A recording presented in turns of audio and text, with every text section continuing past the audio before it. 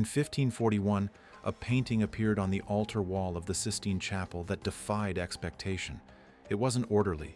It wasn't comforting. It was a swirling mass of over 300 naked bodies with no horizon, no ground, and no escape. At the center stood Christ, beardless, muscular, and furious, his hand raised not in blessing but in violent judgment. The cardinals who first saw it were silent. Some called it a masterpiece, others called it a scandal. One critic, Biagio da Cesena, said it looked like a brothel. Michelangelo responded by painting Biagio's face into hell, where a giant snake bites him for eternity. This is the Last Judgment. And buried inside it is a self-portrait of Michelangelo, painted as a hollow, discarded skin, hanging between heaven and hell. The painting covers the entire altar wall, 45 feet high and 40 feet wide. It took 5 years to complete, and it changed everything about how the end of the world could be depicted in art. Michelangelo began The Last Judgment in 1536, less than a decade after the sack of Rome. In 1527, Holy Roman Empire troops had burned the city, looted churches, and murdered civilians in the streets. The event was interpreted as divine punishment, a sign that God had abandoned the eternal city. At the same time, Martin Luther's Protestant Reformation was tearing the Catholic Church apart. Luther had posted his 95 Theses in 1517. By the 1530s, entire regions of Europe had broken away from Rome. The Church was desperate to reassert control, and Pope Paul III commissioned this fresco as a visual reminder that salvation was not guaranteed, that judgment was real, and that the faithful should be afraid. Michelangelo was 61 when he started. He had tried to refuse, preferring to work on the tomb of Pope Julius II. But Paul III insisted, and Michelangelo had no choice. He was the greatest living artist in Europe. His refusal would have been interpreted as heresy. Traditional depictions of the Last Judgment organized the scene in neat horizontal tiers, heaven at the top, hell at the bottom, purgatory in between. Michelangelo destroyed that structure. He created a circular vortex where bodies are pulled upward on the left and dragged downward on the right. There is no stable ground, no landscape, no architectural frame to anchor the eye. The composition doesn't comfort, it disorients. The bodies are packed so tightly, they seem to spill out of the wall into the chapel itself. A viewer standing below feels surrounded, implicated, judged. The scale alone is overwhelming. The figures in the upper register are nearly twice life-size. They loom over the viewer, inescapable. This was the formal language of mannerism: elongated limbs, artificial poses, emotional tension, replacing the perfect balance of the High Renaissance. The world had changed. The painting changed with it. Look at Christ. He stands in the center, surrounded by the saved and the damned. But he doesn't look like the Christ of earlier Renaissance paintings. He has no beard. His body is massive, muscular, modeled directly after the Apollo Belvedere, a pagan Greek statue that had been rediscovered and placed in the Vatican's collection. Michelangelo didn't hide this reference. He made Christ into a sun god, a figure of raw, ancient power. His right hand is raised, not in blessing, but in a violent downward blow. His left hand pulls the saved toward him. The gesture is split. Destruction and salvation happening simultaneously. His face shows no mercy, no compassion, only judgment. This isn't the gentle shepherd. This is Sol Justitii, the son of justice. The choice to model Christ after a pagan statue was radical. It signaled that Michelangelo saw the apocalypse as a cosmic, universal event, not confined to Christian doctrine alone. It was also dangerous. The Church would later decree, through the Council of Trent, that religious art should be decorous, modest, and clearly Christian. Michelangelo's Apollo Christ violated all three rules. Next to Christ stands the Virgin Mary. She turns her head away, unable to watch the judgment unfold. Even she cannot intercede. Even she cannot soften what is about to happen. But by the time that decree was issued, the painting was already finished, and Michelangelo's reputation was too great to destroy it. In the bottom right corner, a muscular figure with an oar beats souls as he ferries them across a dark river. This is Charon, the ferryman from Greek mythology, pulled directly from Dante's Inferno. Charon doesn't belong in Christian theology. He's a pagan invention. But Michelangelo placed him here anyway, mixing sources, blending traditions. The message was clear. Judgment transcends denomination. This is not just the Christian apocalypse. It's universal, mythological, inescapable. Next to Charon stands Minos, the judge of the underworld. In Dante's poem, Minos wraps his tail around himself to indicate which circle of hell a soul belongs to. Michelangelo kept the tail but replaced it with a giant serpent coiled around Minos's body, biting him in the groin. And the face? It's Biagio da Cesena. Biagio was the Pope's master of ceremonies. When he saw the fresco, he criticized the nudity, calling it shameful and inappropriate for a sacred space. He told the Pope the painting belonged in a tavern, not a chapel. Michelangelo responded by painting Biagio into hell, donkey ears, serpent bite, eternal punishment. When Biagio complained to Pope Paul III, the Pope reportedly laughed and said, "I have jurisdiction over heaven and earth, but over hell I have none." Michelangelo's revenge stayed on the wall, and every cardinal who entered the Sistine Chapel could see it. The artist had the last word. Below Christ's feet, just beneath the swirling mass of bodies, stands Saint Bartholomew.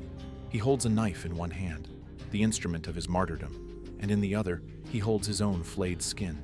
The skin sags, it's hollow, deflated, and the face painted on it is unmistakable. It's Michelangelo. This is the only confirmed self-portrait in the entire fresco. He didn't place himself among the saved, ascending toward heaven. He didn't place himself among the damned, dragged down to hell. He painted himself as a discarded shell, suspended in limbo, neither redeemed nor condemned. Scholars agree this reveals Michelangelo's deepest fear, that his artistic genius might also be his sin.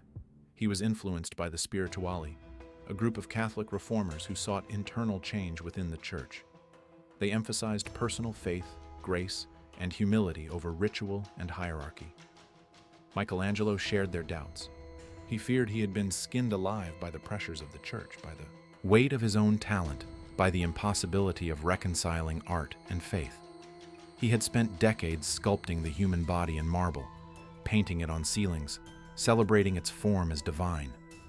But now, in his 60s, facing his own mortality, he wondered if that celebration had been idolatry, if his greatest work had also been his greatest sin. So he painted himself as empty skin, not alive, not dead, just waiting. Among the damned being dragged downward, one figure stands out. He's muscular, naked, pulled by demons, but he isn't screaming. He isn't writhing in physical agony. Instead, he covers one eye with his hand. His face is frozen, not in pain, but in realization. This is what scholars call the most modern figure in the painting. It doesn't depict bodily torture. It depicts intellectual despair. He has understood too late what he has lost. The horror isn't in the fall. It's in the knowing. His other hand clutches at empty air. There is nothing to hold, nothing to stop the descent. This is the psychology of regret, the moment when the mind fully comprehends its own failure. Michelangelo painted this in 1541, but it speaks directly to contemporary existential dread, the terror of being conscious, of seeing clearly, and of having no way to undo what's been done. Modern viewers return to this figure again and again. They see themselves in it, the hand covering the eye, the weight of understanding, the irreversible slide. It doesn't matter that the theology is Catholic and the century is the 16th. The emotion is timeless. The Last Judgment was commissioned as a counter-Reformation weapon. Its purpose was to terrify the faithful back into obedience, to remind them that the Church controlled the pathway to salvation. But Michelangelo stripped the Church of its symbols. There are no papal tiaras, no bishops' mitres, no ornate vestments. Even the saints appear naked. The only clothing visible is on a few figures at the edges. Everyone else stands bare before judgment. This wasn't an oversight. It was a choice. The fresco argues that divine judgment sees through earthly hierarchies. Status, wealth, and institutional power are rendered meaningless. The beggar and the bishop stand equal. The sinner and the pope share the same vulnerability. This aligned with Michelangelo's sympathy for the spirituale. They believed the church had become too focused on external displays of power and not enough on internal spiritual reform. By removing the symbols of authority, Michelangelo quietly undermined the very institution that had commissioned the work. The painting was meant to reassert Catholic control. Instead, it suggested that control was an illusion, that before God, the trappings of office fall away, that the only thing that matters is the state of the soul. Biagio da Cesena had power. He was the Pope's master of ceremonies, responsible for the propriety and decorum of Vatican events. When he saw The Last Judgment, he was appalled. He called it indecent, shameful, more suited to a bathhouse than a chapel. Michelangelo couldn't fire him, couldn't silence him, but he could paint him. So he took Biagio's face and placed it on Minos, the judge of hell.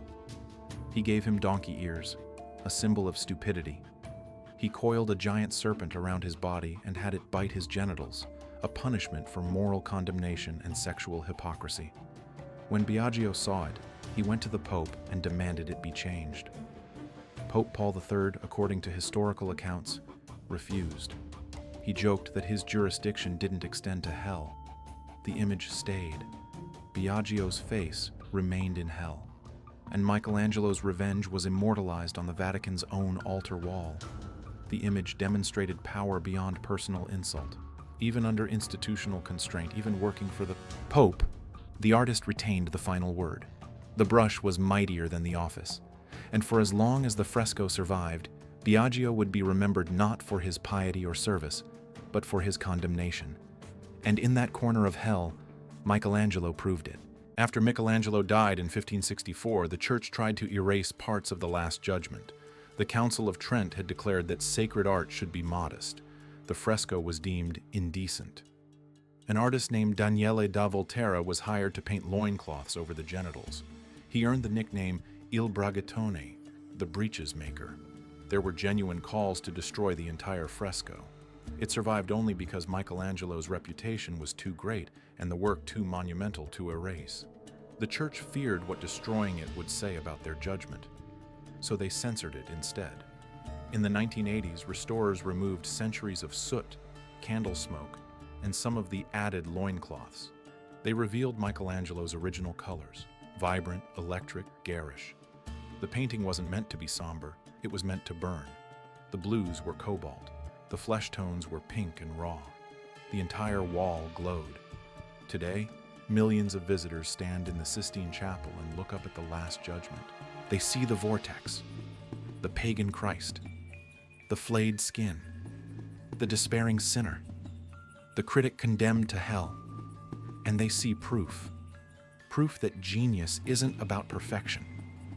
It's about the courage to break every rule, to embed rebellion inside obedience, to paint the end of the world while your own world collapses around you. Michelangelo didn't just paint a fresco. He painted his terror, his doubt, his rage, and his faith all at once. He turned a papal weapon into a personal confession. He smuggled heresy into the holiest room in Christendom, and he did it on the Pope's own wall.